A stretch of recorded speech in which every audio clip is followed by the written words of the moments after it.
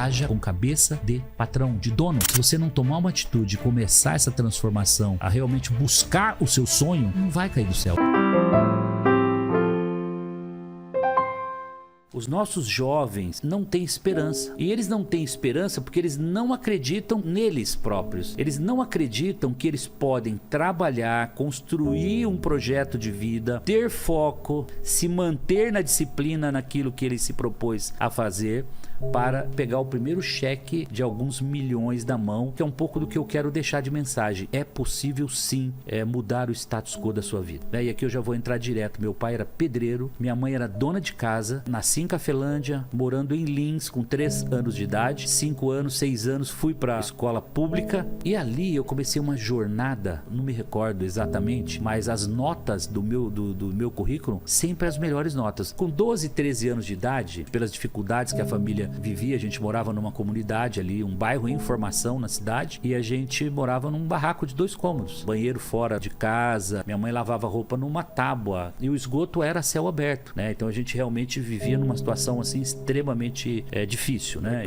E que é o retrato de muitos brasileiros hoje ainda, né? Enfim, isso é realmente terrível. Mas colocando foco, eu comecei ali a sonhar, eu comecei ali a entender que através do trabalho eu poderia modificar esse status quo meu e da minha família. Eu cheguei com 13 anos, eu começo a vender coxinha. Eu acho que eu me tornei rapidamente o melhor vendedor de coxinha que Lins teve na história. As pessoas perguntam, mas como é que você tangibiliza isso? Difícil alguém comprar um Fusquinha 1962 naquela época, trazendo para os dias de hoje, era como comprar um carro hoje de 20, 30 mil reais. E eu juntar esse dinheiro de 20, 30 mil reais, juntar esse dinheiro comprando com a venda de coxinha. Então eu fazia 3 viagens na parte da tarde. Eu percebi onde estava a necessidade, a dor do consumidor. Você sabe onde eu descobri a dor desse consumidor? Eram os pedreiros, eram os pintores, os eletricistas, encanadores das obras de Lins que estavam em construção. Eu chegava 2h30, eles tinham almoçado 11 da manhã, eles já estavam varados de fome. E era o momento que eu chegava para fazer a alimentação deles. Bom, rapidamente eu consigo meu primeiro emprego. 15 anos de idade, eu recebo meu primeiro registro em carteira, copiador de Xerox. Onde? Em Lins, chama Garagem Cópias, essa copiadora existe até hoje. E aí, eu não fui um simples copiador de Xerox, cara. Eu fui o melhor copiador de Xerox que Lins teve. E como é que eu materializo isso? Primeiro, eu fazia a cópia ficar melhor que a original. O cliente chegava com uma cópia suja, velha, durex, colado, eu ia buscar qual é a máquina que tem tecnologia adequada para que o produto final ficasse melhor. E eu conseguia extrair, então eu limpava fundo, eu melhorava a tonalidade, usando tecnologia, tá? E com isso, eu fui sendo visto pelos clientes. E aqui eu começo a passar algumas dicas e algumas lições. A primeira delas, você vai ouvir muito, seja o melhor sempre. Porque eu fui o melhor vendedor de coxinha, o melhor copiador de Xerox. E nessa de ser o melhor, de interagir, eu começo a fazer um curso de computação nos finais de semana. Esse curso de final de semana, aprendendo a programar computadores, me levou a conhecer o seu Valmir no balcão, que era um daqueles clientes mais exigentes que existe. E o seu Valmir olhou e falou: Semenzato, você está aprendendo computação. Você tem uma qualidade, um cuidado, você tem lógica, você tem... Ou seja, ele uniu tudo isso com programação e falou: tem uma oportunidade para você. Eu vou te levar para o maior grupo empresarial aqui de Lins, grupo Sermac, materialista, material de construção, enfim, tinham muitas atividades. E eu fui para essa empresa então para receber o primeiro computador de médio, grande porte que estava chegando em Lins. Eu detono, eu me torno rapidamente o melhor programador de computadores que Lins teve. Assim, ó, eu virava à noite, eu não tinha hora para começar, não tinha hora para terminar, era uma loucura, entendeu? Qualquer hora era hora de trabalho e de desenvolver. Desenvolvi software de todo tipo que você possa imaginar.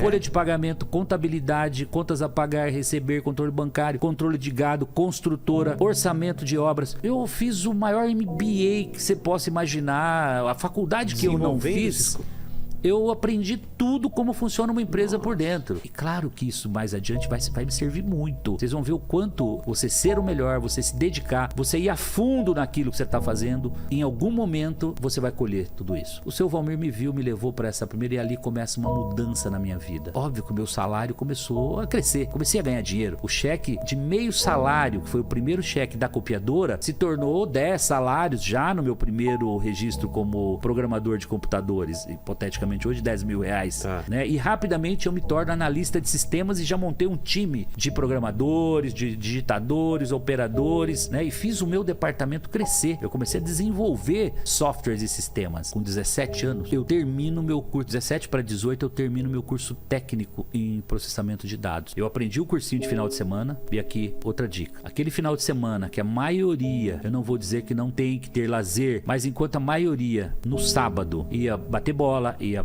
pra pelada, ia pra balada, o Semenzato ia fazer curso, ele ia se capacitar. E tudo isso, as oportunidades vieram. Então aqui é mais uma dica, né? Você tá esperando ser o melhor programador, ser o melhor mecânico, ser o melhor cozinheiro, ser o melhor chefe, ser o que for. Se você não tomar uma atitude e começar essa transformação na sua vida agora, a realmente buscar o seu sonho, não vai cair do céu. Ninguém vai trazer, o seu Valmir não vai aparecer na sua vida e vai te dar a oportunidade para aquilo que você não está preparado. Você tem que estar preparado. Ou seja, nós precisamos nos capacitar e aprender a nos vender também. Porque do contrário, se eu não cacarejar, se eu não contar, ninguém vai saber o que eu tenho, qual é o meu potencial, o que eu tenho para oferecer para a empresa. Exato. O network é muito importante. A história não para por aqui. Eu fui me capacitando e eu fui cada dia me entregando mais. Quanto mais eu me entregava, quanto mais eu com a cabeça de dono e não com a cabeça de empregado, eu nunca quis saber quais eram os meus direitos numa carteira de trabalho, se tinha isso, se tinha aquilo. Eu nunca cobrei uma hora extra, nunca na minha trajetória. Nunca me interessou essas coisas pequenas. A atitude era fazer o melhor para essa empresa como se ela fosse minha. Essa é uma outra dica. Haja com cabeça de patrão, de dono. Porque quando você age assim, você tá pró-empresa, você tá cuidando de desperdício de energia, você tá cuidando de produtividade, você tá cuidando de atender bem o cliente, você tá cuidando de tudo aquilo que vai agregar receita, que vai agregar valor pro seu negócio. Dito isso, o Semenzato, por ter sido o melhor aluno no colégio, foi convidado com 18 anos para ser professor segundo grau. Eu não fiz pedagogia, eu não tinha licenciatura em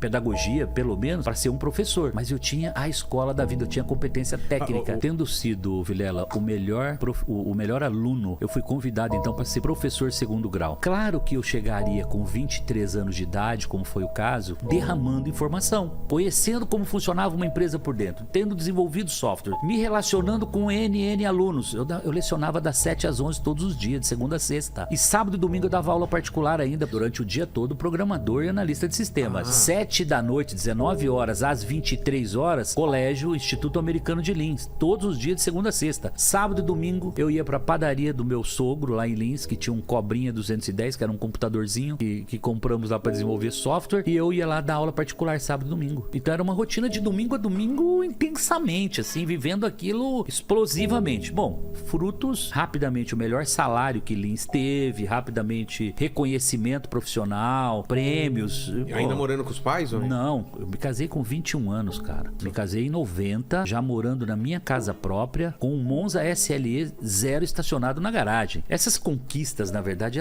elas vão te jogando pra cima, elas vão te impulsionando. Você que tá nos ouvindo hoje, você já deve ter percebido, quando eu cheguei aqui, começando a dizendo que ter comprado meu primeiro jato, ele foi marcante, e isso faz parte da celebração das conquistas. Na vida, eu aprendi a celebrar. Cada conquista era uma caneta, a cada conquista era um relógio, pra você celebrar e te premiar. Entendi. Dizer assim, você cara, mesmo comprava... toma aqui, você merece essa conquista aqui, porque você fez a diferença, você entregou o valor, você entregou o propósito.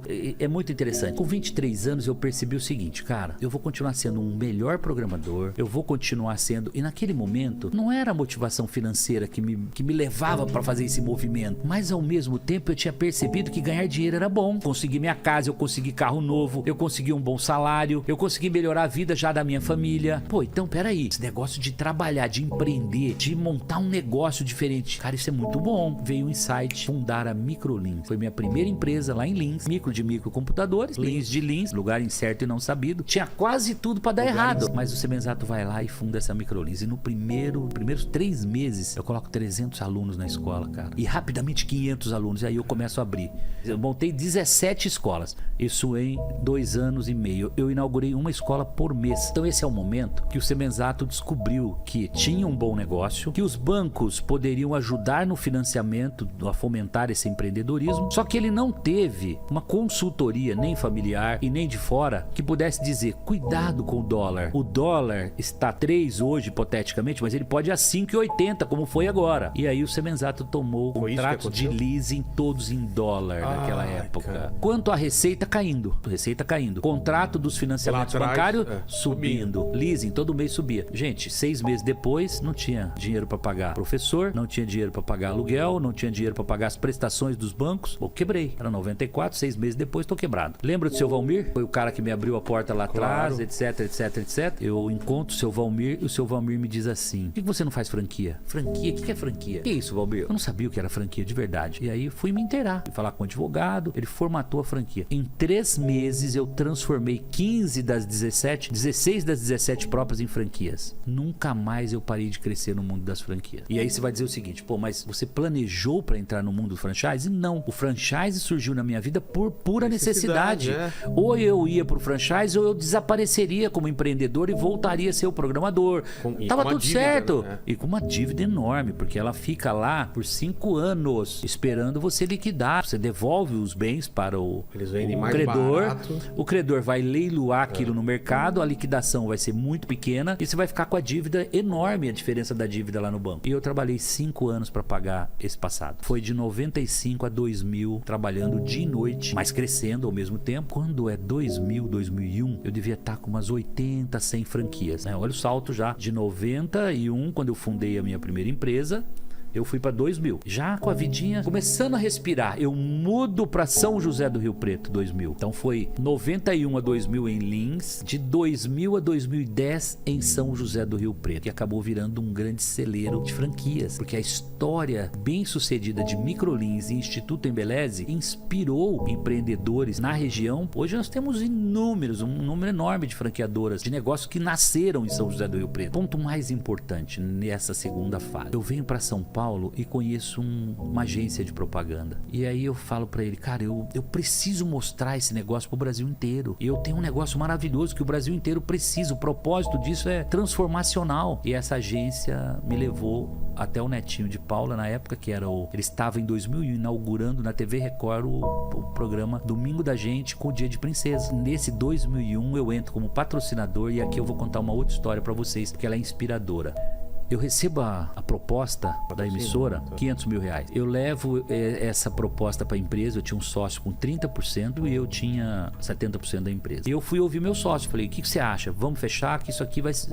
Essa é a mudança nossa de série. A gente vai sair da série C e nós vamos para a série A. Porque nós vamos para televisão nacional, nós vamos crescer muito. Meu sócio olhou para aquilo e falou: não, isso é uma parada indigesta. Eu não assino de jeito nenhum. Eu respeito, eu não vou desmerecer nunca uma atitude e uma opinião dessa. Claro. Eu fui para casa frustrado aquela noite. Eu já tinha uma Mercedinha, devia valer comparativamente a hoje 300, 400 mil reais talvez, mas assinar uma fatura de 500 ou pouco mais. Eu fui para casa desapontado e de manhã, naqueles insights da manhã, tem uma voz que fala assim pra mim: cara, faz o seguinte, assina aí esse contrato sozinho e se o dinheiro não entrar, você vende seu carro e paga a fatura. Foi o que eu fiz. Cheguei na empresa 7 da manhã, fui direto na sala do sócio, falei: sócio, é o seguinte, vou assinar sozinho, não se preocupe, se não entrar o caixa necessário para pagar essa fatura, o meu carro tá à disposição, vou queimá-lo no mercado para pagar a fatura, mas não vou trazer problema pra empresa. 45 dias depois, que foi a data que venceu a fatura, cara, tinha acho que 1,5 milhão de cheque predado no cofre de venda de franquia. Explodiu, venderam franquia no Brasil inteiro. Ah, ficou rico felizão. Junto, tá tudo certo.